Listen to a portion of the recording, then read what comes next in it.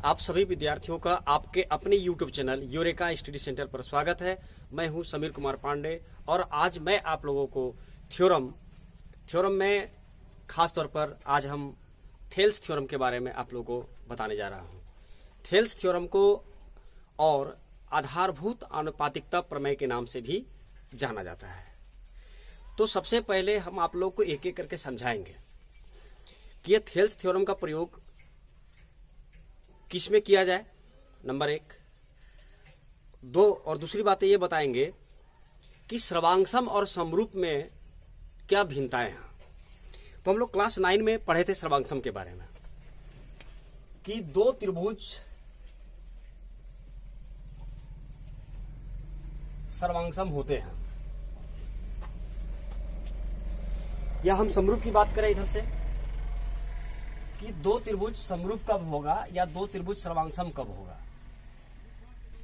हम दोनों को एक एक करके समझाने का प्रयास आप लोगों को करने जा रहे हैं। सर्वांगसम का अर्थ होता है कि वैसी आकृति जो एक दूसरे को पूर्ण रूपेण ढक ले, मतलब एक आकृति दूसरे एक आकृति को ढक ले और दूसरी आकृति पहले वाले आकृति को ढक ले, तो हम उसको कहेंगे सर्वांगसम। जैसे मान लिया जाए कि एक ईंट है, जिस साइज का ईंट है ठीक उसी साइज के ईंट को हम एक दूसरे के ऊपर रखें, तो ऊपर वाला ईंट नीचे वाले ईंट को पूर्णतः ढक लेता है, और नीचे वाले को हम अगर ऊपर कर दें तो नीचे वाला ईंट पूर्णतः जो नीचे था वो ऊपर आ गया, तो ऊपर वाले जो ईंट है वो पूर्णतः नीचे वाले ईंट को पूर्णतः ढक लेते हैं। तो हम कहेंगे दोनों ईंट जो है आपस में सर्वांगसम है। अर्थात सर्वांगसम क्या है? वैसी आकृति जिनके आकार और आमाप दोनों समान हो, उसे हम लोग सर्वांगसम कहते हैं।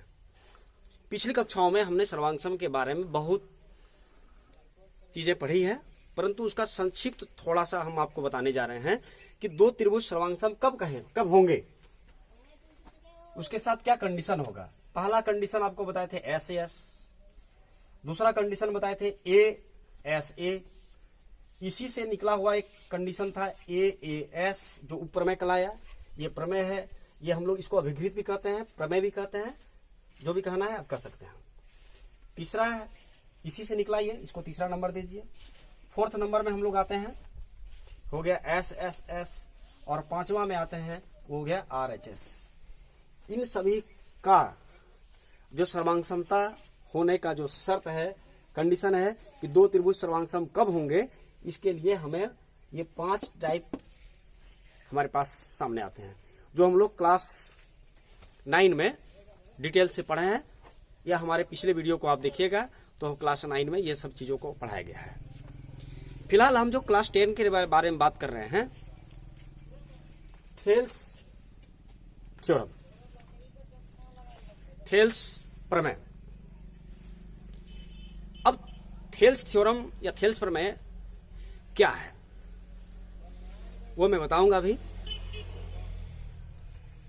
थेल्स एक वैज्ञानिक थे, उन्होंने त्रिभुज, समकोणिक त्रिभुज में यह बताने का प्रयास किया कि अगर किसी त्रिभुज में एक भुजा के समांतर कोई रेखा खींची जाती है जो दो भुजाओं को भिन्न भिन्न बिंदुओं पर प्रतिच्छेद करती है, तो वे बिंदुएं भुजाओं को आनुपातिकता विभाजित करते हैं। यानी थेल्स थ्योरम का अगर निचोड़ निकाला जाए, रेखाएं समांतर होती है तो भुजाएं आनुपातिकता विभाजित होती है। हम आज यही पढ़ने जा रहे हैं। तो ये जो थेल्स थ्योरम है, ये समरूप त्रिभुजों में हम लोग पढ़ेंगे। तो बात उठती है समरूप की, तो हम लोग ये जाने कि समरूप क्या है। तो चलिए उसके लिए हम आपको कुछ फिगर बना के दिखाते हैं, फिर आप ही खुद बताएंगे कि समरूप का डिफिनेशन क्या होगा। जैसे ये दो वृत्त हैं, एक छोटी एक बड़ी, दोनों तो वृत्त ही हैं, परंतु दोनों की त्रिज्याएं जो हैं वो अलग अलग हैं। क्या ये दोनों वृत्त सर्वांगसम है? जवाब आएगा बिल्कुल नहीं। क्या यह दोनों वृत्त समरूप है? जवाब आएगा बिल्कुल हाँ। तो प्रश्न उठता है सर्वांगसम और समरूप में मुख्य रूप से क्या अंतर है, डिफरेंट क्या है। तो सर्वांगसम में क्या होता है, उसका आकार और अमाप वो बिल्कुल समान होता है, परंतु समरूप की जब चर्चा करेंगे तो समरूप में सिर्फ आकार समान होगा, अमाप समान नहीं होगा। अब आकार अमाप का इंग्लिश आप लोग तो समझते ही होंगे। आकार को हम लोग शेप कह सकते हैं, आकार ये हो गया शेप, और अमाप ये हो गया साइज। तो आपको अब ये पता चल गया कि सर्वांगसम और समरूप क्या है। समरूप का डिफिनेशन ये दे सकते हैं, वैसी दो आकृति, जब वो आकृति जो भी हो, त्रिभुज हो, वृत्त हो, जो भी हो, खासतौर पर हम लोग यहाँ त्रिभुज के बारे में बात करेंगे। चलिए आज हम आपको थ्योरम सीध करके दिखाएंगे, और बहुत ही इजी तरीके से हम थ्योरम को आप सीध करके दिखाएंगे। आपको ये नहीं लगेगा कि हम थ्योरम पढ़ रहे हैं। खासतौर पर ये शिकायत हम देखते हैं विद्यार्थियों में कि वे थ्योरम के नाम से डरते हैं, लेकिन मैं आपको दावे के साथ कहता हूं कि थ्योरम जो प्रमेय जिसको बोलेंगे हम लोग, डरने की कोई बात नहीं है। मैं आपको बहुत ही सरलता से, बहुत ही आसानी पूर्वक मैं आपको सिखाने का प्रयास करूंगा, और आप देखेंगे कि बहुत ही इजी तरीके से मैं थ्योरम को सिद्ध करने जा रहा हूं। चलिए, थ्योरम क्या है? थेल्स प्रमेय। थेल्स प्रमेय का दूसरा नाम है आधारभूत आनुपातिकता प्रमेय। यह थ्योरम कहता क्या है? कह रहा है कि यदि किसी त्रिभुज की एक भुजा के समांतर, जैसे जैसे कह रहा है उसी प्रकार हम सुनते जाएंगे और करते जाएंगे। यदि किसी त्रिभुज की एक भुजा के समांतर, मतलब एक त्रिभुज का निर्माण करने बोल रहा है। सिंपल बात, एक त्रिभुज का निर्माण किए। मान लीजिए हम ABC एक त्रिभुज का निर्माण किए। यदि किसी त्रिभुज की एक भुजा के समांतर, मान लीजिए इस भुजा के समांतर एक रेखा हम खींचते हैं, जिसका नाम देते हैं हम लोग DE। एक रेखा खींची जाए, अन्य दो भुजाओं को भिन्न भिन्न बिंदुओं पर प्रतिच्छेद करने के लिए एक रेखा क्या जाती है? खींची जाती है। तो एक इस भुजा के समांतर एक रेखा जो खींची गई, ये दो भुजाओं को भिन्न भिन्न बिंदुओं, बिंदु D और E पर क्या कर रही है? प्रतिच्छेद कर रही है। तो ये अन्य दो भुजाएं एक ही अनुपात में विभाजित हो जाती है। हमको सिद्ध करना है, यह जो रेखा समांतर रेखा खींची गई, जिस बिंदु पर खींची गई, वे बिंदु भुजाओं को आनुपातिकता विभाजित कर रहे हैं। अर्थात BC भुजा के समांतर एक रेखा DE खींची गई है, तो DE जो रेखा खींची गई है, ये भुजाओं AB और AC को अनुपात में बांट रहे हैं। क्या अनुपात में बांट रहे हैं? AD/DB = AE/EC। हमको यही सिद्ध करना है। आपको एक बात समझ में आनी चाहिए कि थेल्स थ्योरम कहता क्या है। थेल्स थ्योरम का अगर निचोड़ निकाल करके आपको हम बताएं कि किसी त्रिभुज में अगर रेखाएं समांतर होंगी तो भुजाएं आनुपातिकता विभाजित करेगी। बस आपको यही दिमाग में रखना है। रेखाएं समांतर है तो सिद्ध क्या करना है हमको? भुजाएं अनुपातिकता। भुजाएं अनुपातिकता मतलब AD/DB = AE/EC। यही हमको सिद्ध करना है। थ्योरम को सिद्ध करने के लिए हमें 4 चीजों की आवश्यकता होती है। सबसे पहले होती है गिवन, जो आपको दिया हुआ है। गिवन का अर्थ होता है साध्य प्रतिज्ञा, दिया है। आप जो भी जो भी लिखना है आप लिख सकते हैं। क्या आपको दिया है? देखिए, त्रिभुज ABC में BC, क्योंकि DE रेखा BC के समांतर है, तो आप लिख लीजिए DE पैरेलल BC है। त्रिभुज ABC में DE पैरेलल BC।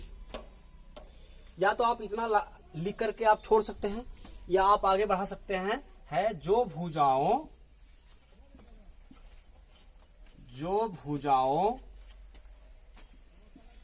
AB तथा AC को बिंदुओं कौन कौन सा बिंदु है, बिंदु डी और बिंदु ई। बिंदु डी एवं ई पर प्रतिच्छेद करती है, ये हमको दिया हुआ है। हमें सिद्ध क्या करना है, टू प्रूफ सिद्ध करना है AD by DB is equal to AE by EC, ये हमें सिद्ध करना है। तो पहला पॉइंट हो गया गिवन, दूसरा हो गया टू प्रूफ, तीसरा होता है कंस्ट्रक्शन। तो कंस्ट्रक्शन किसी में आवश्यकता अनुसार पड़ता है, किसी में आवश्यकता अनुसार नहीं पड़ता, इसमें हम कंस्ट्रक्शन करते हैं। देखिए कंस्ट्रक्शन मीन्स होता है रचना। क्या कंस्ट्रक्शन किए, हम डी से एक रेखा लंब डाल रहे हैं AC पर DN, और E से लंब डाल रहे हैं EM, ये लंब का चिन्ह 90 डिग्री। और क्या कर रहे हैं, B को हम E से मिला रहे हैं और C को हम D से मिला रहे हैं। ये हम रचना में काम किए, ये हम कंस्ट्रक्शन में काम किए। तो जो कि उसको लिख लेना है हमको। काम क्या किए हम कि DN लंब AC, EM लंब AB पर डाला। और क्या किया, B को E से एवं C को D से मिलाया। चौथा स्टेप है प्रूफ। आप इसको एक बार देख लीजिए, आप इसका स्क्रीनशॉट भी ले सकते हैं, आप इसको देखिए।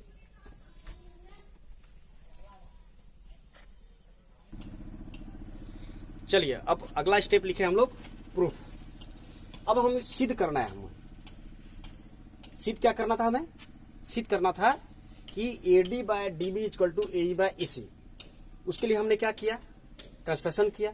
अब हम क्या कर रहे हैं, प्रूफ कर रहे हैं, प्रमाण देने जा रहे हैं। क्या प्रमाण होगा, तो चलिए सबसे पहले हम लोग क्या लिखेंगे, एरिया ऑफ ट्रायंगल, इसमें चल रहे हैं ADE में, ADE, या तो हिंदी से आप लिख सकते हैं त्रिभुज ADE का क्षेत्रफल, या आप लिखेगा एरिया ऑफ ट्रायंगल ADE। जब ब्रैकेट में डालेंगे तो इसमें ट्रायंगल देने की आवश्यकता नहीं है, आप दे भी सकते हो नहीं भी दे सकते हो। तो एरिया ऑफ ट्रायंगल यानी कि त्रिभुज का क्षेत्रफल, क्या फॉर्मूला पढ़े हम लोग, half into B into H। तो यहां पर हाफ इंटू B मीन्स क्या हो गया, आधार। तो अगर हम इस त्रिभुज के लिए लेंगे, ADE के लिए लेंगे, और आधार हम अगर AD लेंगे, तो आधार AD हो गया और ऊंचाई कौन सा हो गया, EM हो गया। यहां लिखेंगे हम लोग AD इंटू EM। ये हो गया आपका एरिया ऑफ ट्रायंगल ADE। अब चलिए, चूंकि हमारा इस त्रिभुज में चले, हमें जरूरत है अभी इस त्रिभुज की, तो अब हम लोग लिखते हैं area of triangle BDE। Formula वही रहेगा, half into B into H। तो हाफ तो हाफ B। अब इस जगह समझने वाली बात है, मान लीजिए कोई त्रिभुज है, इसमें हम लंब डाल दिए, तो आधार ये हो गया, ऊंचाई हो गया, लेकिन आपका ये तो हो गया न्यून कोण त्रिभुज। लेकिन जब अधिक कोण त्रिभुज हो तो इस स्थिति में हम क्या करेंगे, उस स्थिति में हम एक लंब डालेंगे, इस भुजा को हम आगे बढ़ाएंगे। तो ये हो गया आपका लंब, और आधार आपका यही हो गया, यहां से मान लीजिए A B, ये C, ये बिंदु D। तो आधार हो गया BC और लंब हो गया AD, H हो गया AD और B हो गया BC। जस्ट यहीं पर आप यहां पर देखिए, आप इसको देखिएगा, इस त्रिभुज को, इस त्रिभुज में आधार ये हुआ और यहां से लंब डाले, चूंकि मेरा त्रिभुज इतना है तो ये बढ़ते हुए भाग को आगे बढ़ाया गया, कल्पना करना है आपको। तो हम क्या लिखेंगे, DB इंटू EM। अब क्या करें, इसको भाग देने पर हम दोनों को डिवाइड करते हैं, या तो फर्स्ट सेकंड मान के डिवाइड कीजिए या ऐसे भी ले सकते हो। चलिए डिवाइड कीजिए। तो क्या है भाई, यहाँ पर area of triangle ADE by area of triangle BDE is equal to half into AD into EM by half into DB into EM। ये EM कटा, ये हाफ हाफ कटा, बचा क्या, area of triangle ADE by area of triangle BDE is equal to AD by DB। इसको हम मान लेते हैं इक्वेशन नंबर फर्स्ट। सुविधा के ख्याल से हम इसको इक्वेशन नंबर फर्स्ट मानते हैं। अब चलते हैं शुरू हो गया अगेन।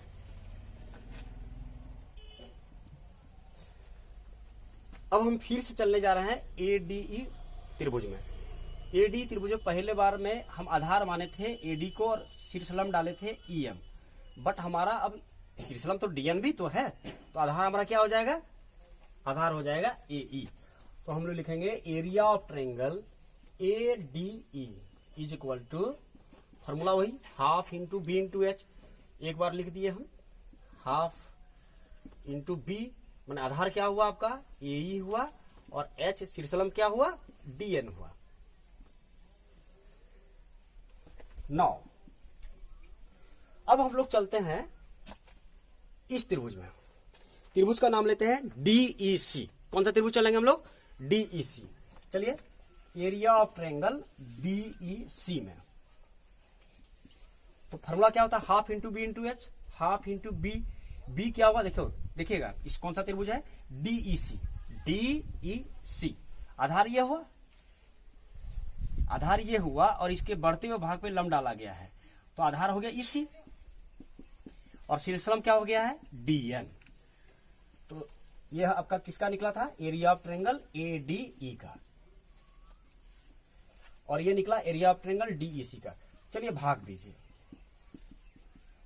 डिवाइड करने पर जब डिवाइड करेंगे क्या हो जाएगा, area of triangle ADE by area of triangle DEC is equal to half into AE into DN by क्या लिखा हुआ है, half into EC into DN।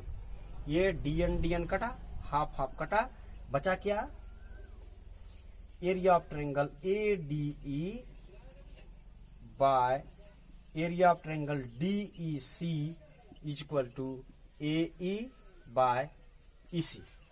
अब हम लोग क्लास 9th में एक थ्योरम पढ़े थे, उसका यूज हम लोग करने जा रहे हैं। ये इक्वेशन सेकेंड है। अब इक्वेशन फर्स्ट और इक्वेशन सेकेंड को गौर से देखेंगे। इक्वेशन फर्स्ट और इक्वेशन सेकेंड को गौर से देखने पर उसमें क्या है, एरिया ऑफ ट्रायंगल ADE, इसमें भी क्या है, area of triangle ADE। Class 9 में हम एक थ्योरम पढ़े थे, दो समांतर रेखाओं और एक ही आधार पर बने दो त्रिभुजों के क्षेत्रफल आपस में क्या होते हैं, बराबर होते हैं। चलिए हम इसको लिख देते हैं। एक ही आधार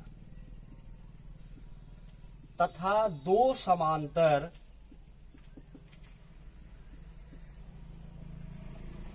रेखाओं के बीच बने त्रिभुजों के क्षेत्रफल